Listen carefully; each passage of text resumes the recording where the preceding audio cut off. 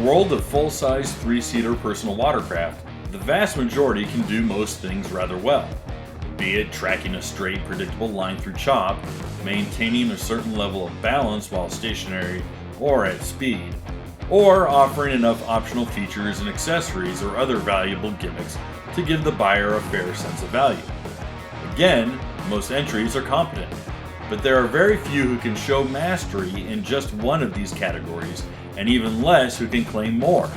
So that's why the 2020 Yamaha FX Cruiser SVHO waverunner is so impressive. It checks all these boxes and then some. Although it shares the same hull and deck mold as the naturally aspirated FX Cruiser High Output, which is admittedly targeted at a slightly more mature audience, the supercharged FX Cruiser SVHO is cast out of Yamaha's proprietary Nano XL2 material.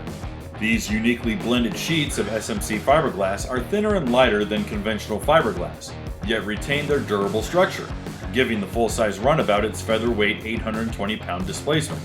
Although sharing the same shape as the FXHO, the SVHO powered sibling maximizes its power-to-weight ratio for optimal performance.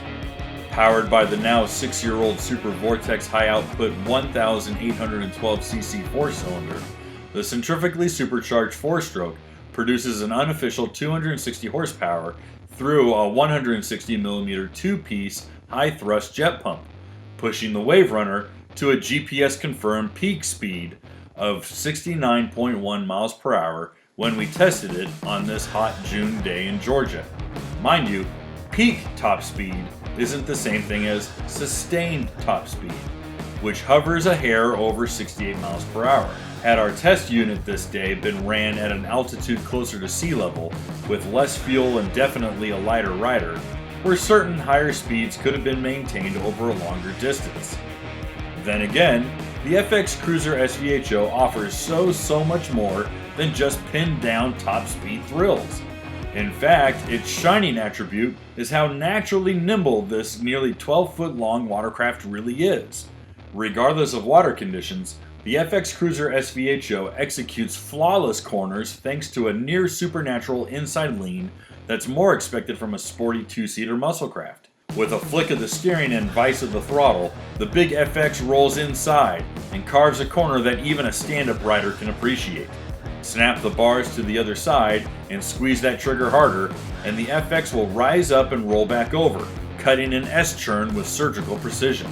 On the rider's left side, the electric trim controls give the FX5 trim presets, letting you toggle the craft's attitude.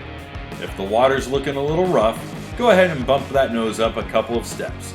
That elevates the bow, letting the molded-in splash deflectors keep you dry over the bumps. If you're thinking about an easy cruise, tap the arrows to neutral. But if you're looking at really carving up that lake, drop that nose down and get ready to tear it up.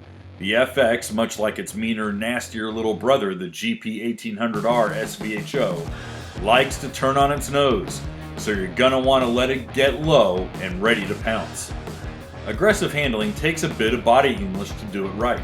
Although tapered and nicely covered in a 2-tone gripping material, the factory bench seat is still a little wide when compared to the other guys out there. Scoot up forward so your shoulders are high up, almost directly over the adjustable tilt handlebars. This way, you're using your shoulders to steer and not your arms. Next, slide over and drop your inside knee down into the footwell.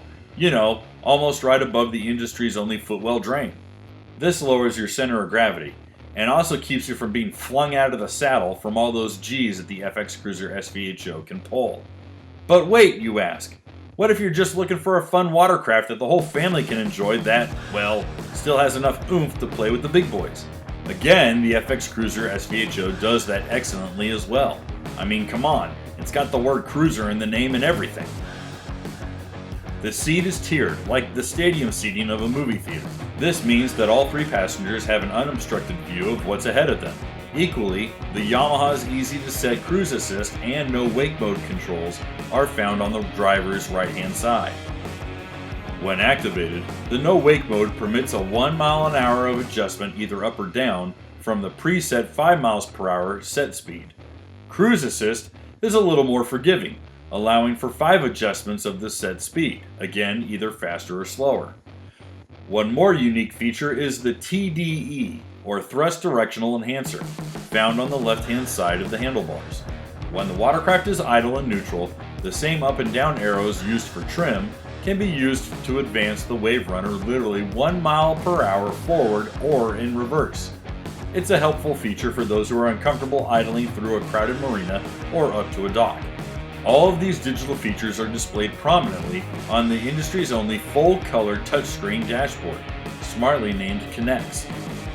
Not only do you get all the necessary display functions, but you can also toggle through various pages offering security mode, drive control, and a live fuel consumption and miles to empty counter. Yet, given the Yamaha's industry-leading fuel efficiency and 18.5 gallon fuel tank, you're not going to be seeing very much action there. While underway, the dash's touchscreen smartly disengages, and a limited selection of pages are viewable by using the small panel under the handlebars. We did find that given the FX Cruiser SVHO's lightweight and torquey throttle response, the dual throttle ride system is a little overeager, particularly when carefully pulling into a tight parking spot at the marina. For 2020, Yamaha did make a minor change from the previous year, and that was specifically to its multi-mount system. The cup holders, which our test unit came equipped with, now include a new custom-designed spring-loaded prong that secures the all-new wireless Bluetooth speakers to them. No more ball mounts, the new speakers simply slip into the cup holders and lock in place. Now that's not to say that the ball mounts aren't still available. You can easily affix any number of accessories, be them a GPS fish finder, an action camera, or even a smartphone mount. You'll have to peruse Yamaha's parts and accessories catalog to see what's available, as each are sold separately. Thankfully, with a massive 44 gallons of storage on tap, including its massive watertight glove box, you've got all the room you'll need to bring all of them and more along for the ride. The front bin is wide and deep set, and requires quite a bit of doubling over if you're going to reach the bottom from the driver's seat. A screw-top waterproof tub is also scrolled away under the third passenger seat, as well as a wet storage cubby on the back. While our test unit came to us in the racy azure blue with lime yellow livery, the 2020 FX Cruiser SVHO is also available in a really slick-looking silver with torch red paint scheme. As equipped, our Yamaha fetches an MSRP of $16,399. Definitely not what you'd call entry-level pricing. Then again, this is one of Yamaha's top-of-the-line full-size runabouts, so you're definitely getting a superior machine here. Plainly stated, the FX Cruiser SVHO delivers, whether you're looking to throttle your way through a narrow channel of twisting turns, or sit back and leisurely cruise as the scenery passes you by. Either way, you're gonna love this waverunner as much as, if not more than, we do.